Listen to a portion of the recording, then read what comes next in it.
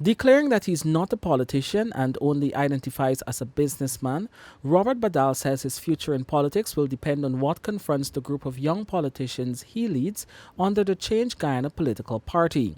Badal, the owner of the Pegasus Hotel, had started and led the Change Guyana Party into the March 2nd, 2020 elections, but just 2 months after the People's Progressive Party took up the reins of government, Badal now says he's comfortable to announce that he is taking a backseat in politics.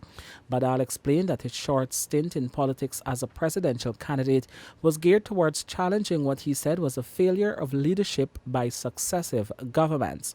That failure, he opined, has caused the country to remain poor while others move swiftly forward, something Badal, a former supporter of the previous APNU-AFC coalition, said he had to do something about.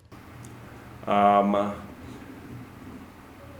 believe that once I see that, what I think this country could become and the plans and programs and the strategies that are being implemented are consistent with growth of our economy, accelerated economic development, and improvement in the standard of living of Guyanese. Once I see that our people just don't graduate in our schools and university and leave our shores, that they find hope of a future right within our shores. Once we have our economic and social policies that support career development and building of a family and life in Guyana, and that Guyana take its rightful place among progressive countries. So long as I see inclusive governance, there is no role for me in politics once I see that. Because that was the reason why I got into it in anyway.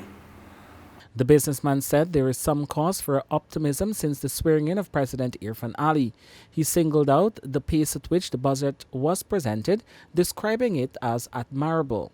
Badal, who has already engaged the President and Vice President Bar Jagdeo, said he's impressed with the swiftness by which the telecommunications sector was liberalized, worked towards the new Demerara River crossing, and the government's housing development. What I'm seeing there, I'm hopeful that the very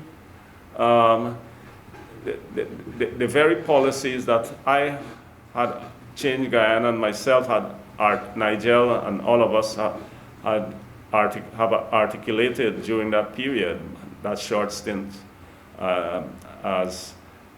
during the election period, we're seeing that's coming to pass. So I have to compliment the government for the actions so far and the urgency with which they have done so. Those are significant, and it gives the private sector, I believe, a lot of more optimism when you compare the period before elections and now those very important measures that have been put in place.